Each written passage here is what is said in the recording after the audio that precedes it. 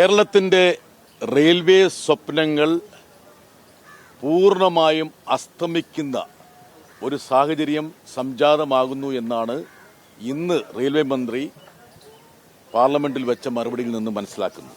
രണ്ട് ചോദ്യങ്ങളാണ് ഞാൻ ഉന്നയിച്ചത്. അതിലൊന്ന് കേരളത്തിന് ദീർഘകാല ആവശ്യമായിട്ടുള്ള ഒരു ഹൈസ്പീഡ് റെയിൽവേയെക്കുറിച്ച്, രണ്ട് പാലക്കാട് കോച്ച് ഫാക്ടറിയെക്കുറിച്ച്. ഈ രണ്ട് കാര്യങ്ങളും MP's കോൺഫറൻസിൽ പരാമർശ വിഷയമായിരുന്നു. അതിലേറ്റവും ശ്രദ്ധേയമായ കാര്യം, സംസ്ഥാന സർക്കാരിൻ്റെ പിടിപ്പുകേട് കൊണ്ട് ഇനി കേരളത്തിൽ ഒരു വേഗ തീവണ്ടിപ്പാത വേണ്ടതില്ല എന്ന് തങ്ങൾ തീരുമാനിച്ചു എന്ന് പരോക്ഷമായി മന്ത്രി പറഞ്ഞിരിക്കുകയാണ്. ഒന്ന്, LDF ഗവൺമെൻറ്റിൻ്റെ സെമി ഹൈസ്പീഡ് റെയിൽവേ പദ്ധതി ഉപേക്ഷിച്ചു എന്നുള്ളത് കൊണ്ട് തന്നെ ഇനി അതേക്കുറിച്ച് ഒരു ചർച്ച റെയിൽവേ മന്ത്രാലയവും സംസ്ഥാന ഗവൺമെൻറ്റും തമ്മിൽ സാധ്യമല്ല. രണ്ട്, ഈ ശ്രീധരൻ്റെ ഹൈസ്പീഡ് റെയിൽവേ പദ്ധതിയും സംസ്ഥാന ഗവൺമെൻറ് തള്ളിക്കളഞ്ഞ സ്ഥിതിക്ക് ഇനി അതിനെക്കുറിച്ച് പ്രത്യേകിച്ച് ഒരു സാധ്യതയും ഉണ്ടാകുന്നില്ല എന്നും റെയിൽവേ മന്ത്രാലയം പറഞ്ഞിരിക്കുകയാണ്. ഏറ്റവും പ്രധാനപ്പെട്ടൊരു കാര്യം, നിലവിൽ റെയിൽവേ നടപ്പിലാക്കാൻ ഉദ്ദേശിക്കുന്ന മംഗലാപുരം, തിരുവനന്തപുരം, ഈ പറഞ്ഞ 3, 4 പാതകളുടെ ചില സർവേകളെ കുറിച്ച് മാത്രമാണ് പരാമർശം. ഈ ഫീൽഡ് സ്റ്റഡിയും സർവേകളൊക്കെ കഴിഞ്ഞ് എത്രയോ കാലമായിട്ട് കേരളത്തിൽ നടന്നുകൊണ്ടിരിക്കുകയാണ്.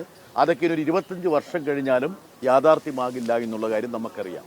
ഉദാഹരണത്തിന് ഷൊർണൂർ എറണാകുളം 3-ാം പാതയുടെ DPR റെയിൽവേ തയ്യാറാക്കി റെയിൽ ഭവനിൽ സമർപ്പിച്ചതാണ്.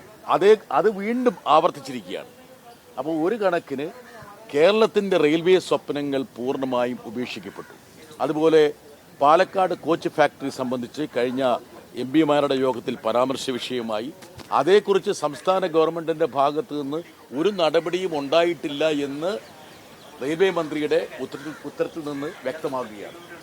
അങ്ങനെ ഒരു കോച്ച് ഫാക്ടറി തങ്ങളുടെ പദ്ധതിയില്ല എന്നും ആ സ്ഥലം റെയിൽവേ മറ്റാർക്കും വിട്ടുകൊടുക്കില്ല എന്നും 228 ഏക്കർ സ്ഥലം അത് റെയിൽവേ തന്നെ കയ്യിൽ വെക്കുമെന്നും അവരുടെ ഭാവിയിലെ പരിപാടികൾ എന്തെങ്കിലും ഉണ്ടെങ്കിൽ അതിനുവേണ്ടി ഉപയോഗിക്കുമെന്നാണ് പറഞ്ഞത്. നിങ്ങൾ സൂക്ഷ്മമായിട്ട് റെയിൽവേ മന്ത്രിയുടെ പാർലമെന്റിലെ പ്രസംഗങ്ങളും മറുപടികളും ശ്രദ്ധിക്കുകയാണെങ്കിൽ ഒരു കാര്യം അദ്ദേഹം പറഞ്ഞിരുന്നു. ഈ ശ്രീധരൻ നേരിട്ടൊരു പദ്ധതി തനിക്ക് സമർപ്പിച്ചിട്ടുണ്ട്. അതുകൊണ്ട് ആ ഹൈസ്പീഡ് റെയിൽവേ പദ്ധതിയെക്കുറിച്ച് ഈ ശ്രീധരനെ ക്ഷണിച്ചു വരുത്തി ഞങ്ങൾ ചർച്ച ചെയ്ത് അത് നടപ്പിലാക്കാൻ കഴിയുമോ എന്നുള്ള കാര്യം പരിശോധിക്കുമെന്ന് എൻ്റെ ഒരു ചോദ്യത്തിന് മറുപടിയായി കഴിഞ്ഞ പാർലമെന്റ് സമ്മേളനത്തിൽ റെയിൽവേ മന്ത്രി പറഞ്ഞതാണ്. അതിനിടയിൽ ഈ ശ്രീധരൻ്റെ പദ്ധതി സംസ്ഥാന ഗവൺമെൻറ് വാങ്ങിയിട്ട് അത് ചവിറ്റുകൊട്ടയിൽ എറിഞ്ഞുകൂടി തന്നെ തങ്ങളുടെ ഉത്തരവാദിത്വം നിന്ന് റെയിൽവേ മന്ത്രാലയം കൃത്യമായിട്ട് ഒഴിഞ്ഞു മാറിയിരിക്കുന്നു. ഇതാണ് ഇന്ന് സംഭവിച്ചിരിക്കുന്നത്. യഥാർത്ഥത്തിൽ സംസ്ഥാനത്തിന് അർഹതപ്പെട്ട ഒരു റെയിൽവേ പദ്ധതി ഇല്ലാതാകുന്നു. കേരളത്തിൻ്റെ ഏറ്റവും പ്രധാനപ്പെട്ട ആവശ്യങ്ങളിലൊന്നായ സുഗമമായിട്ടുള്ള റെയിൽവേ ഗതാഗതം ഇനി നമുക്ക് പ്രാപ്യമല്ല എന്നുള്ള ഒരു വാസ്തവം ഇന്ന് സഭയിൽ അനാവരണം ചെയ്തു.